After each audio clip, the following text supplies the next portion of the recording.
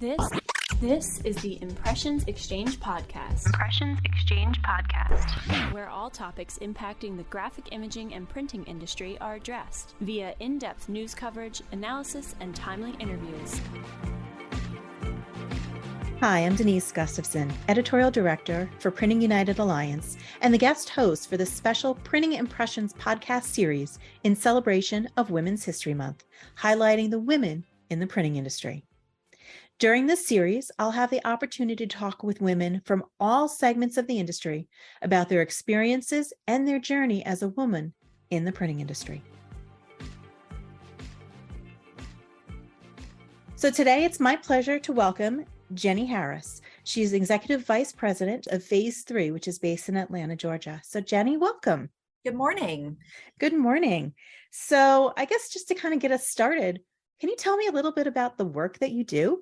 Sure. So Phase 3, we are ideation to execution, encompassing everything from a full suite of creative, public relations, marketing, strategy, through printing, specialty and digital printing, both small and large format, warehousing and fulfillment, and pretty much everything in between. So kind of soup to nuts. Definitely. So how did you guys get started, or how did you get started in printing, really more so than the company? Let's see, long time ago, been in the industry for roughly 25 years. And I had just recently sold my business, didn't know anything about printing other than the print that I bought for my company. Headhunter came and found me and asked me if I would be interested in a lucrative sales position in digital printing. And I said, I'd be interested in talking to him. And the GM just really won me over. I thought I'd give it a shot. And here I am today. So what were you doing before you got into printing, if you don't mind me asking? Sure. So I started my career with American Express right out of college, back when travel was a very glamorous job to have. I got to travel the world on the American Express travel side. Did that for several years, and then ended up owning with a partner a apartment locating service in Atlanta before the internet kind of ages me, but there was no internet at the time. And we specialized in town and all of the cool places. We did that for about 4.5 years, sold the business, and then I had no job. So I had to go find something new to do for a living. And Headhunter found me, and here I am today. That is so interesting of a jump to move basically realty into printing. Definitely. And that was in the day on the digital printing side where it was just becoming a thing. Mm-hmm. It was a glamorized color copy. So really having to get out and try to sell something that wasn't what we were marketing it to be early on in the industry. It was a lot of fun, challenging, but a lot of fun. Interesting. Now, I mean, obviously, this is not where you thought you were going to end up when you were, growing up. You obviously, you would travel, realtor, as a realtor. Now we're in printing. So, what did you kind of want to do? Where did you start from, from a young age?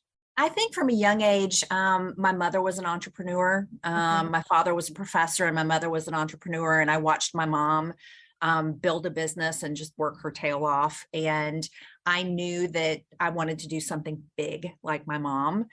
I think earlier on, I wanted to be a doctor until I realized that I couldn't pay attention in school, and that was a whole lot of school. So I had to come up with a backup plan. And I really enjoy people. So sales was kind of where I was being pulled. Having the opportunity to interact with people, that, and I am about as competitive as they come. So the challenge of the sale has always been something that I've been drawn to. So in everything that I've done, there's been some component, I guess, of sales and people, entrepreneurship, really building and working that. So obviously your mother has had a huge influence on your career. Definitely. Is she the only one? And I guess, what lessons have people kind of taught you as you've, moved through the industry?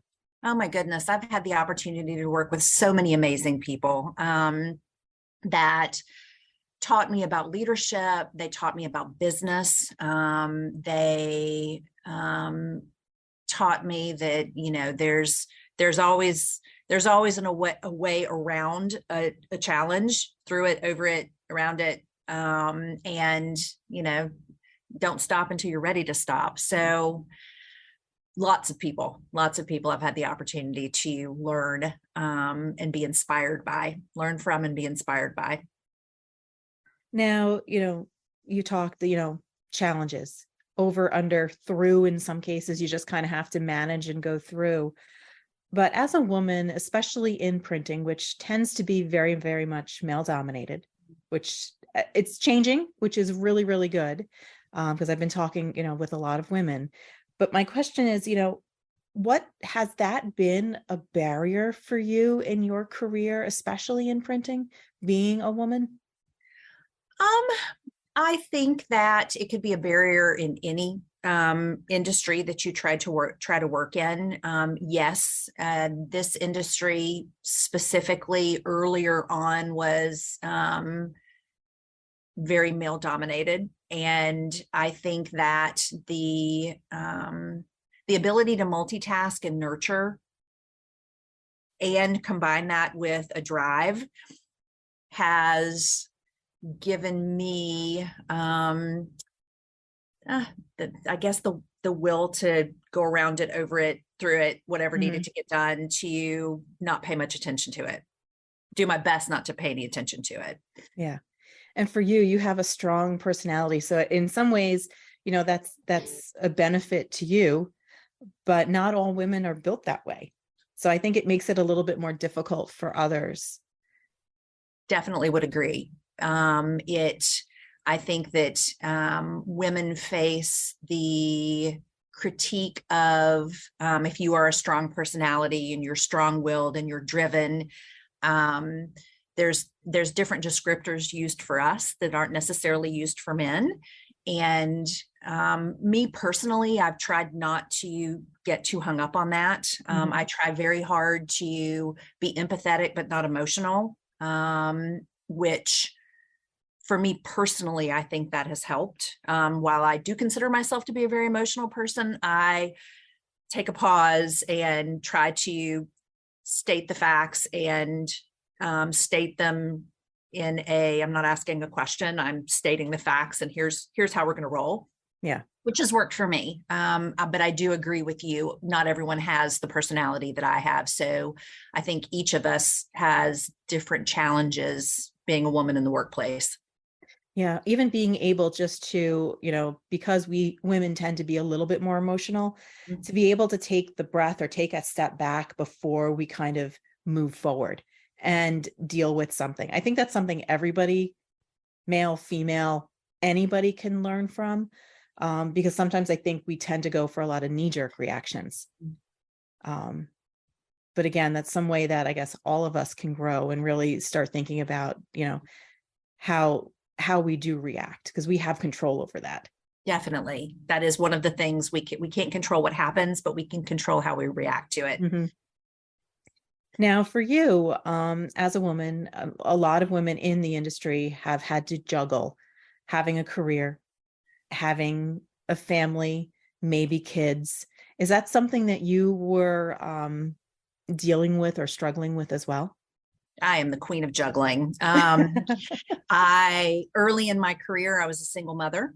Had a toddler when I started my career in the industry. Now a blended family with 4 20-something children, and raising them while building a business, a very fast-paced, growing business, I just went by so fast, and there was never a minute to kind of step back and be in awe of everything that I was being able to juggle. It was a lot, but I think that every experience is an opportunity. I'm a very silver linings kind of girl, and I look at raising my children, 2 girls, 2 boys, and I believe that all of them have, while they didn't necessarily have as much of my time as I would have liked to have given them, what I did give them in return is a basis for what a strong work ethic looks like, All of them grew up in a very competitive household. So from sports to being driven with their school, and now as they're starting their careers, I hope that at least my daughters will have the ability to try to take on juggling with an open mind and a drive that, what's going to happen is going to happen. So indeed. And I think it's finding that balance, I think, for women, especially because a lot of yes, you were a single mom. In some cases, when there is a father, child rearing a lot of times falls on the woman. So, juggling passions with your career, with your children can be a difficulty. Do you think that kind of balance or finding a balance is getting better or getting worse? Oh, I think it's much, much better. Okay. Much better than what it was when I was younger and my children were younger. And I think that still am very lucky that my husband is a very active parent. So, we were outnumbered. I was definitely outnumbered. I couldn't have done it without some help. And now there's much more focus on work-life balance. There's much more focus on, being a mom is a full-time job. So there's more of an appreciation for it, I think, now than there was 25 years ago when I started in this industry. Now, you are in a leadership role within Phase 3. You're also one of the founders of Phase 3. So I'm guessing that you've not hit that proverbial glass ceiling. I mean, obviously you are a founder, you're one of the founders. I guess in your opinion, how can women, deal with that? How can they make sure that they're getting paid equally? I mean, that's a huge thing that we're hearing across the board. And I think women are still struggling that in many different industries. I would agree. I think that learning how to have real conversations around what the expectations are in your role, what milestones and achievements have to be reached to not only receive a promotion, but being very open about what your expectations are as far as salary is concerned. I think that especially right now where the pendulum has really swung more to anyone who's willing to work. You've got a lot more say-so in what your earning potential looks like in comparison to years ago. Now, is there still an imbalance between male and female? Yes. But I think very much like a focus on more work life, I think there's much more attention to balanced pay for equal responsibilities, no matter what the gender, what gender anyone is. Yeah. Now, a question about, and one of the things that a lot of women, especially in leadership roles, feel they get, it's called the imposter syndrome. Is that something that you've ever had an issue with? I'm guessing it's probably no, just because of your personality, but I could be wrong. But is that, have you ever felt that imposter syndrome? And if so, how do you navigate through it? Or is there something you can offer to women that have other women that might be dealing with that? I have not personally felt it. I am a big proponent of knowing your worth. In other words, and I think when you peel back the layers, it's confidence. I know the value that I bring to our organization. I know the value that I bring to my family. I know the value that I bring to, my friends and what have you. And I think that even if that is not an inherent confidence that you have, I do think some of it can be learned. And, taking that approach, just like with your healthcare, your life, stating what you want, understanding what the expectations are, stating what your expectations are, and, having real conversations, having real discussions about it, which don't have to be confrontational. I think at a minimum, each one of us needs to be able to do that. And once we've set out what our expectations are, here's what my understanding of what my responsibilities are, and here's where I want to be. What do I have to do to get there? And then once that's out there, it should be very clear. I can either do it and I do it, or I don't. So, but I think it all starts with being able to have those conversations and knowing your worth. Mm-hmm. And then, that also begs the question is, how do you quantify your worth?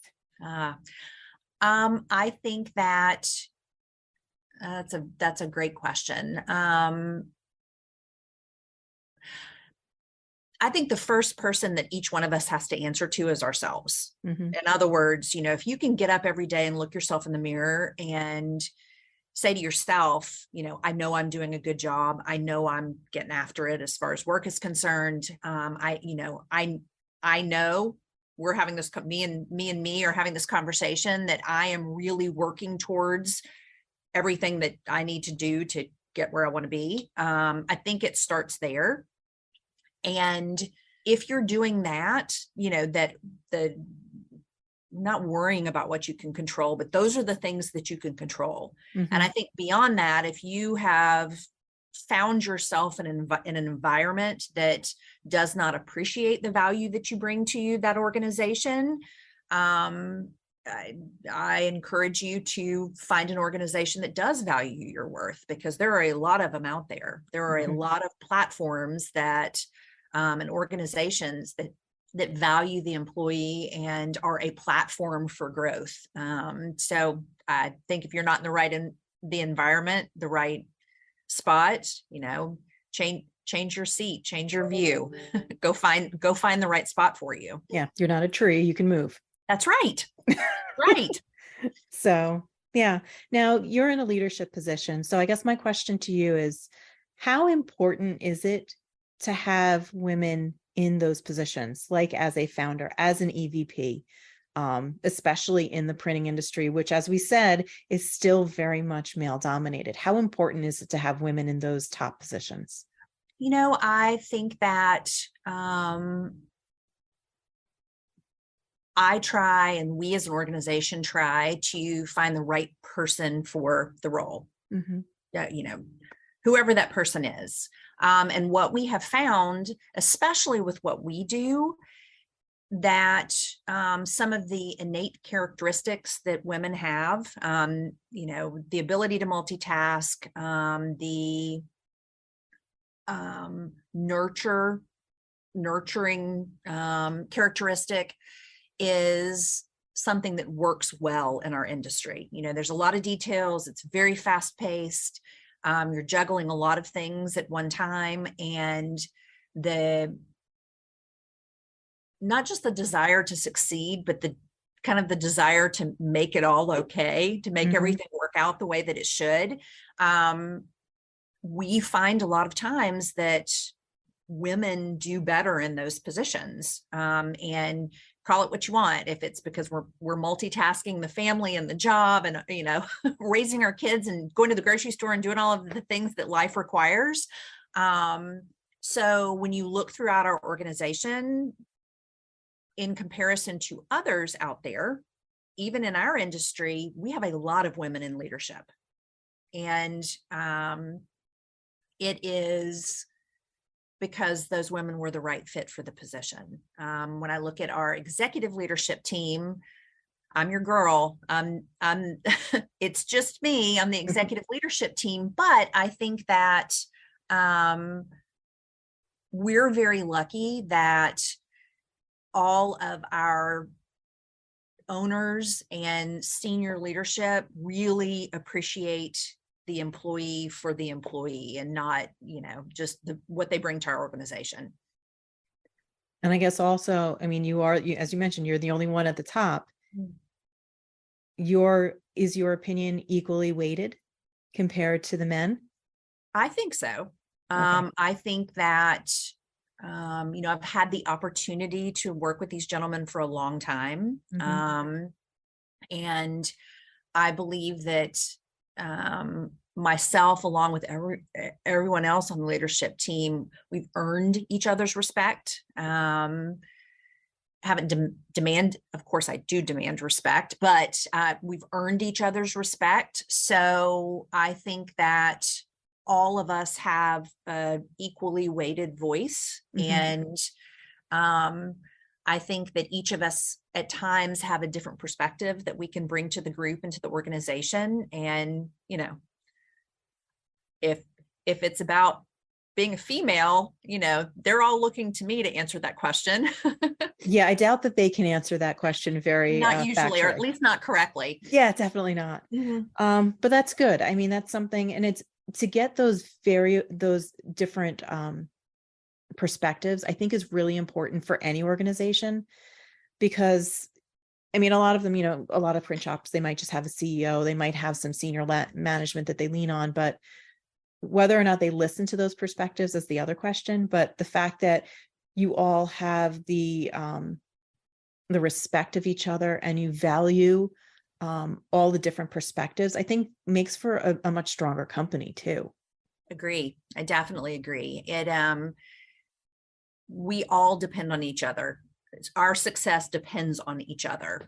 We're still, while we're a mid-market company, we're still small enough that when one of us isn't on our game that day, everyone else potentially feels it. There's really no fluff positions in our organization. Each individual has a very important role to play in the success of the greater entity.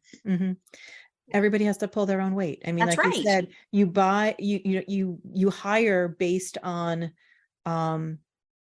what's a fit for the job, which, you know, it's not, you're not checking a box for some type of, you know, diversity or inclusion.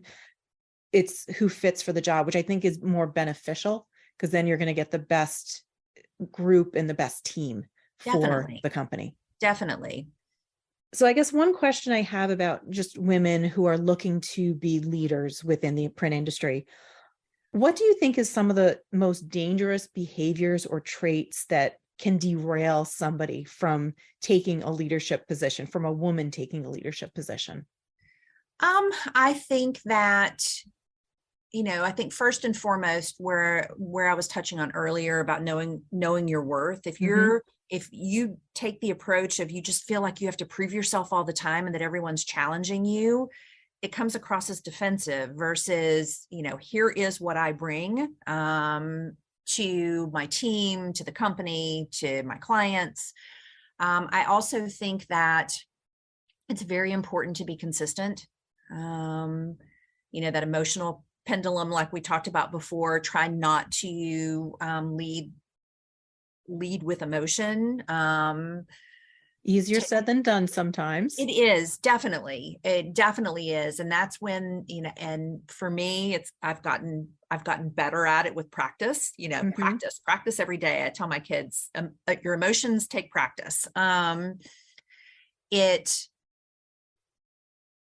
think that too much emotion leads to people not hearing you. Whatever message you're trying to be heard on, the more emotional you are about it. There's a difference between being passionate and being emotional. I think the more emotional you are about it, potentially opens a door to kind of being disregarded, like she was really upset or she was very angry about that, or, you know. So I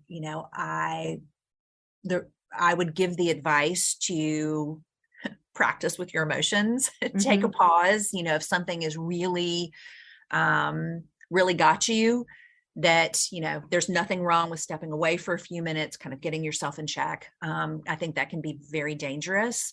I also think that, and which I keep landing on this whole confidence side of things, don't get distracted. You know, there's always going to be chatter, and there's always going to be somebody out there is going to have something negative to say. And don't let that distract you. Don't get caught up in it.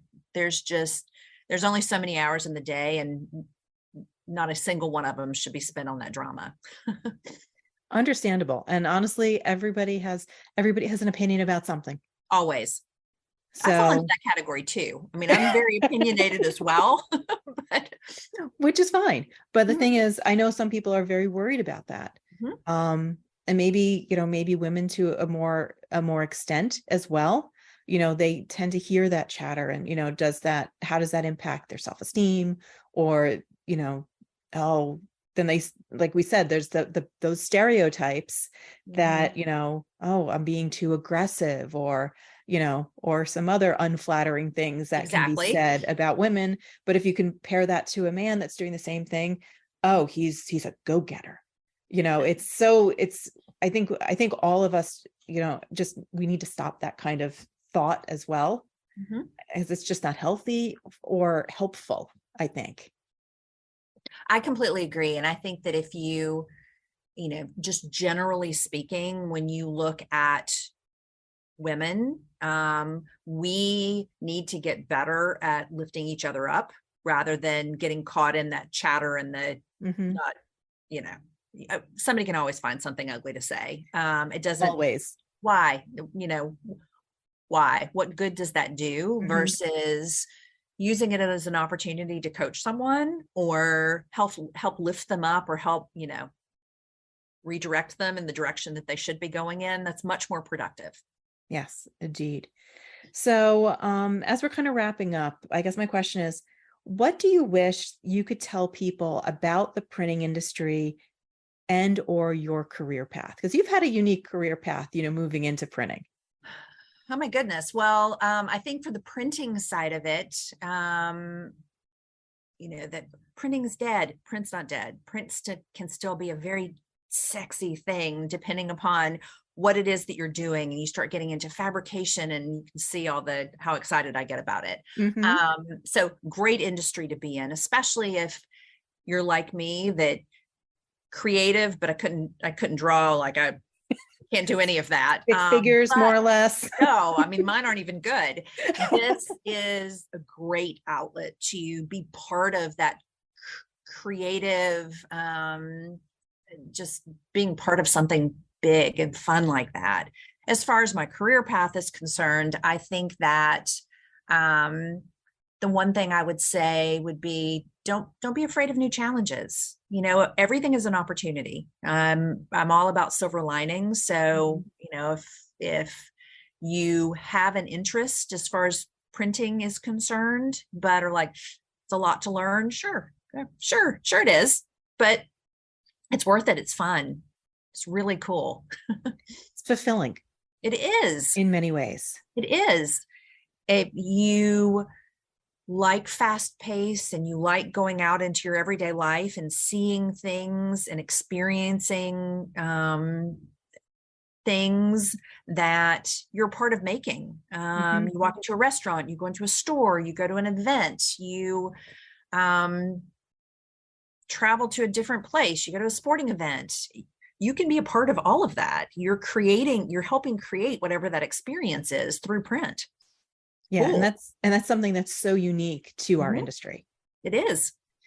Now, speaking about women that are looking to grow their own businesses or even grow within their organizations that they are, what advice would you give them? Obviously, confidence, know your worth.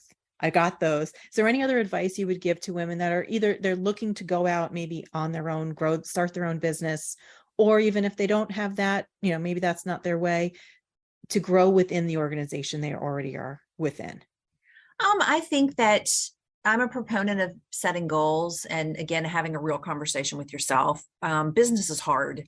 It's just hard, no matter how you slice it up. You can have a dream job, a dream career, but it's still going to be really hard. Mhm. And you have to be up for the challenge. When you talk about starting your own business, it's not for the faint of heart. You really have to go into that with the mindset of having a willingness to do whatever it takes to get to the finish line, whatever the finish line is. And if that's not your gig, and you want to grow within your career, setting your goals, if you want to be in leadership, Leading other people is not something you can go take a class on. You have to be passionate and inspire people to follow you. That's how you lead. If you want to just move up the ranks from a title standpoint, again, it's understanding what the responsibilities are and setting your mind to it, that you're going to get all of those things done, and putting yourself in an environment that embraces that opportunity for people to grow. All right, awesome. My last question is, for those women who might be looking at the printing industry as a possible career, what advice would you give them? Jump in and give it a try. It can be very fulfilling. It can be very challenging.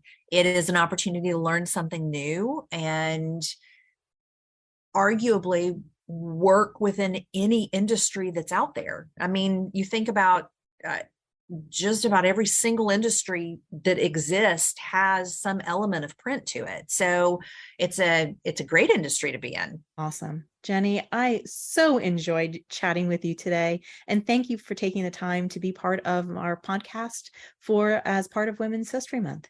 Thank you so much, Denise. I enjoyed today. All right. Awesome. Thanks again. All righty.